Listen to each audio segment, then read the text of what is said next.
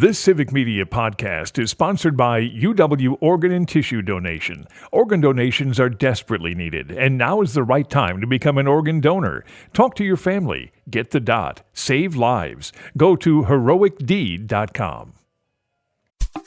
This is your WLAK Daily News Roundup for Lake Air, 107.5 FM and 1260 AM in Amory. For WLAK News, I'm James Kelly. A Washburn man has filed a lawsuit against Bayfield County for the return of horses that were seized during an investigation. The horses were taken by the sheriff's office and the county humane officer following allegations that they were living in poor conditions. The man filing the lawsuit was later charged with false imprisonment and battery after being accused of hitting someone who was serving him papers and preventing them from leaving. Authorities say the return of the horses is pending the result of the investigation into those charges.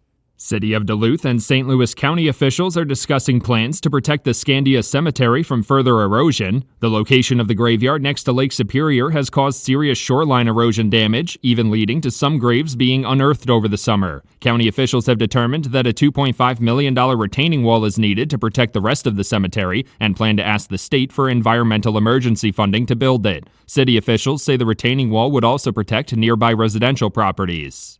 The Wisconsin Department of Motor Vehicles is highlighting some of their new offerings from the past year, including $6 million in funding to provide free driver training courses to low-income students. DMV officials say the program helped nearly 10,000 students through the new driver education grant program. The agency also updated thousands of driver records to include emergency contact information for authorities in case of an accident and delivered nearly 170,000 hybrid or EV stickers for vehicles. The Pioneer Village Museum Board is looking for support from the community as they pursue a $2.5 million building project. According to organization officials, the project would host a welcome center, new offices, and a gift shop at the Barron County Museum, as well as a storage facility that meets the special air quality requirements needed to store historical artifacts. The museum board is looking for donations to help them achieve those goals, and contributions can be mailed directly to their facility marked for the building project. Health experts are warning Wisconsin residents that they expect to see a spike in respiratory viruses this winter. The state has already seen an elevated number of norovirus and whooping cough cases this year, but the flu rate has remained steady with last year's numbers despite declining vaccination rates, and RSV cases are low but starting to increase. Health officials say that especially after the holidays, respiratory viruses could see spikes after residents traveled to see friends and family while remaining mostly indoors. The Wisconsin Counties Association is asking for significant funding to clear backlogs in the overburdened court system. Association officials are requesting a $70 million increase in the next biennial state budget, complaining that counties are spending significantly more themselves on the system than the state is. Amid the backlogs, county officials say they've had to pay for things like expansions in county jails to create more space. They also say the cost of projects like that eventually trickles down, forcing taxpayers to foot the bill. The Barron County Plan Commission has agreed to recommend rezoning the Burton Family Trust property in Rice Lake for mixed-use development. Plans for the land are still in the early phases, but officials intend to sell off small portions of it for things like multifamily housing, childcare facilities, and retail opportunities. If the Rice Lake City Council follows the recommendation of the County Plan Commission, the first proposal to be considered would be a 60-unit market-rate apartment building on a 4.5-acre parcel of the land. Authorities say a suspect related to a Sunday shooting in Hayward has been arrested. LCO Tribal Police and SWAT teams from Sawyer and Washburn counties were dispatched to reports of the shooting at around 4 p.m. on Sunday. They found one victim with a gunshot wound at the scene who was taken to the hospital. Authorities have not provided an update on their condition. 42-year-old Santino Pacheco was arrested on Monday and is expected to be charged with first-degree intentional homicide and recklessly endangering safety. A Wisconsin Policy Forum report has found that the average household income is not keeping up with the average price of a home. According to the report, the median sales price for a home in Wisconsin rose over 50% from about $173,000 to about $265,000 between 2017 and 2022. During the same period, the median household income only grew about 20% from just under $60,000 to just under $71,000, creating a home price to income ratio of 3.7. The Wisconsin Department of Health Services has launched a new initiative to increase access to housing for residents struggling with mental health or substance abuse issues. The initiative will provide housing support services to state Medicaid members experiencing or at risk of experiencing homelessness through local partners, including organizations affiliated with a tribal nation or the Department of Housing and Urban Development's Continuum of Care program. Those services will be offered beginning on February 1st. For WLAK News, I'm James Kelly.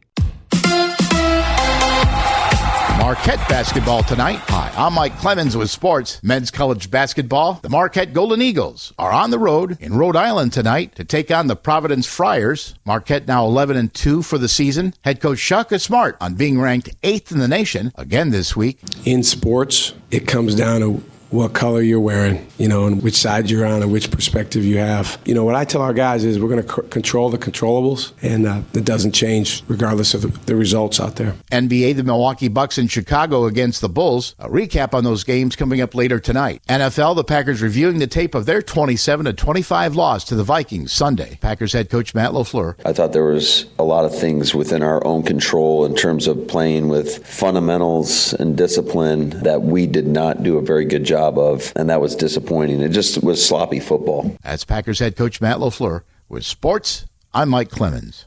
On your entertainment beat, I'm Pete Schwaba. People seem to notice the variety of well-reviewed films playing at the box office currently and headed to the big screen over the weekend. Sonic the Hedgehog Part 3 took the top spot at the gate with $38 million and is currently at $137 million in its first 2 weeks in theaters. The Lion King's Mufasa took a close second place with $37 million and change in its second week and is showing some good word of mouth as it is actually outperforming its haul from last week. People also wanted a little horror over their holiday as newcomer Nosferatu, which opened on Christmas Day, surprised prognosticators by pulling in $40 million over 5 days and $21 million over the weekend. Wicked and Moana 2 rounded out the top 5, with Wicked pulling in $19.5 million and Moana 2 pulling in just over $18 million. Also opening on Christmas Day was the new Bob Dylan biopic, A Complete Unknown, which pulled in $23 million over 5 days and finished in 6th place last weekend with $11.6 million.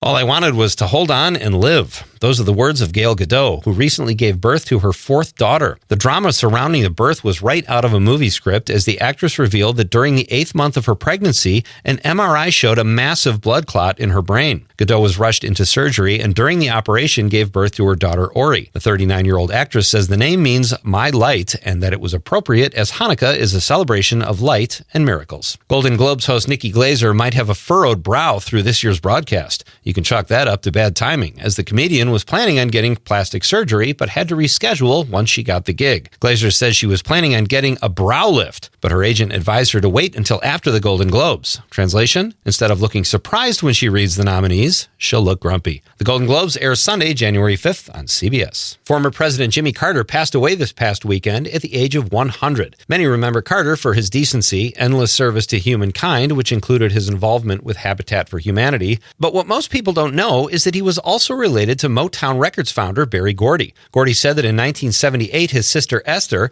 did some digging into their family tree. Gordy says he was filled with shock and pride when he found out that he and Carter were actually third cousins.